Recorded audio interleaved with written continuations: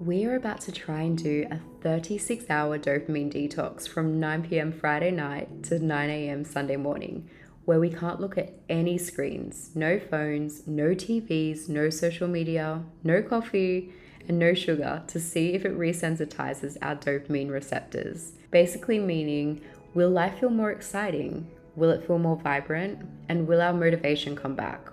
We're going to see if that's true.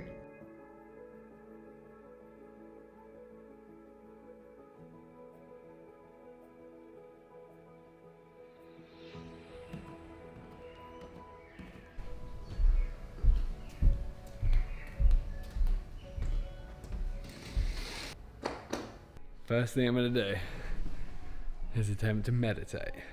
And by meditate, I mean think excessively.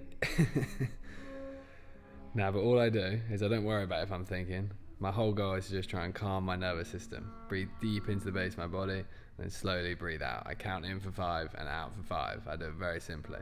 And it's really just to give your nervous system reassurance that it's safe and it's okay. Because what's crazy about the modern world is we now look for reassurance for our nervous system in the phone. So we go into our phone, oh, is everything okay on WhatsApp, my messages, my email, social media. When you don't go into the screens, like we haven't been in now for, I don't know, 11 hours since we turned them off, your body feels a bit unsure. So if you do this slow breathing for as long as you can, and given we got nothing to do today, I may as well do it for a while. It's funny because it seems really boring. It's I can't be bothered and I'm thinking lots. But then by the end of it, you end up feeling super good. And you're like, oh, now I feel all chill for my day. We'll see.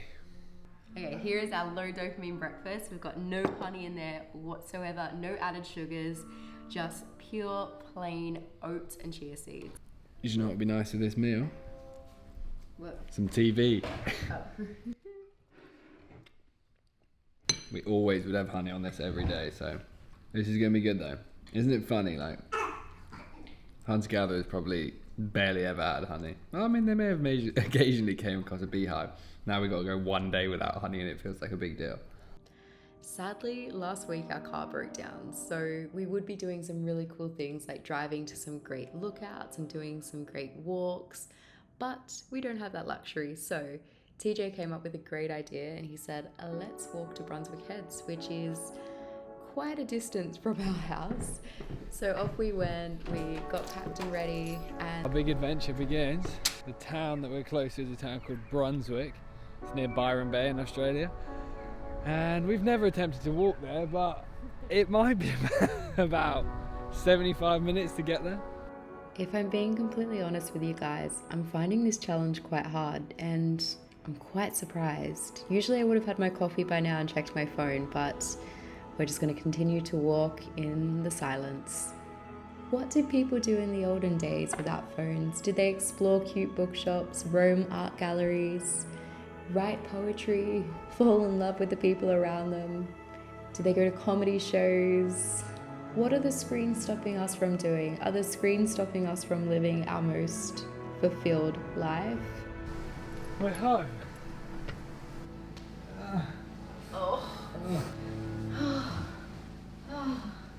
Oh, she's so tired. George has got a headache from caffeine withdrawal. Yes, I know. Not as much caffeine. This is the reality of the dopamine detox. Today's not about being a fun day, it's about being a recovery day. I need to go and to that fridge and cook some lunch. All motivation is draining out of us. What's happened to us? Our dopamine is resetting. Your low dopamine lunch. Wow, this looks exciting. Wow. You sit here. Yogurt. Yogurt as sauce is genius. Terrible claws and terrible teeth in his terrible jaws. It's time to go to sleep.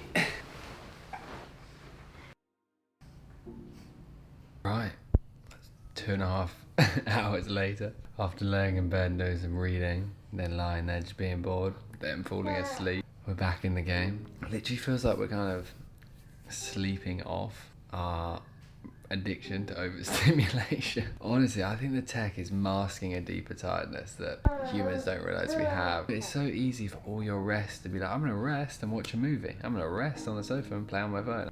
I don't actually think it's rest because it's stimulating us. This is tonight's dinner. Organic burgers, courgette, onion, Parmesan cheese, and some organic fusilli. We've had our dinner, all cleaned up. This would now be prime time TV. Get Skyla to sleep, and then we'd watch something on YouTube. Maybe we'd watch a movie, and we'd always have some kind of square of dark chocolate, or we have like cacaos. Not tonight. It's so funny, the addiction to these, like, oh, I've had my dinner now I need screens and sugar. 3, 5, shine. Teaching Georgia to play poker. This is what happens when you don't have screens. You gotta find some entertainment. Did you see my cards? It's been 24 hours.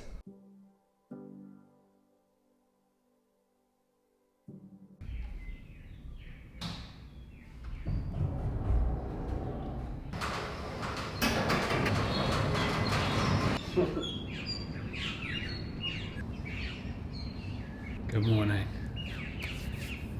Nearly there. 36 hours almost done.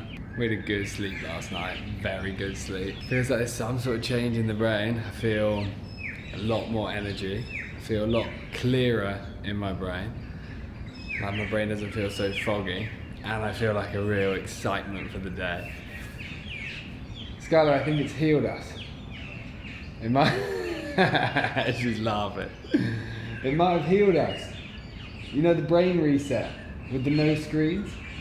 You're going to be doing these too one day.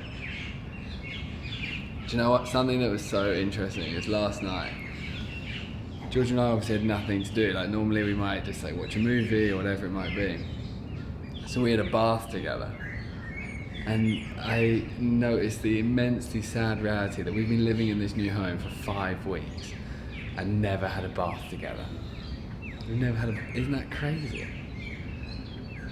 It's just like, why haven't we done that? And the reason we haven't done that is because she'll put Skyla to bed and I'll be upstairs looking at a screen. And it's just so often that it feels like the more I observe it, the more we choose dopamine in the screens over oxytocin with the people we love. I'm gonna get a nice workout in this morning and I'm feeling good.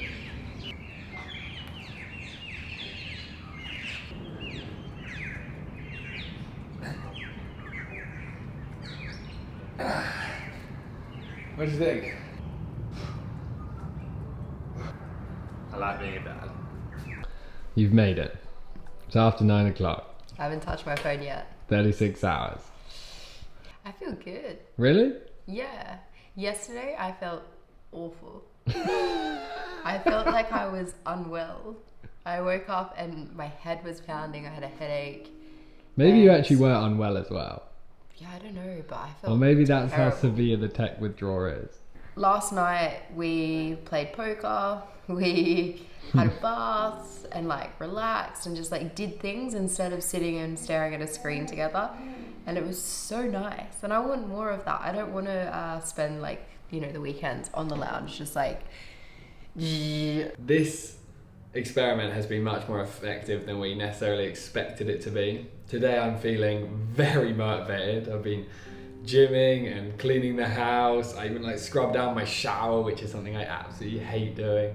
It feels like the restoration in our dopamine, because we haven't been overstimulating ourselves, has been huge.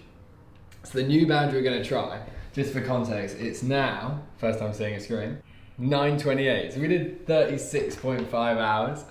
What we're going to try and do as our new boundary is have this room as the only room where we look at our phone. So this can be the phone room. So now we can't have our phone upstairs with us in the lounge, in the kitchen, in the bedroom. We're going to try and make this like the dedicated technology room. It could be very good with raising Skyla, because we really don't want her to constantly think that the phone is more important than her, which can easily happen when you're on your phone and your baby is there. If I was to rate this experiment like an IMDb score, if you think of IMDb movie ratings as like a 10, the best movie ever. If I was gonna think of 10 as the greatest thing you could possibly do for your brain's health, I'd probably rate this an 8.2. We're going to be doing new challenges every week to try and see whether we can find different things that can improve the health of our brain and body. If you've enjoyed this video and you want to watch those, then feel free to subscribe, and we'll see you in the next one.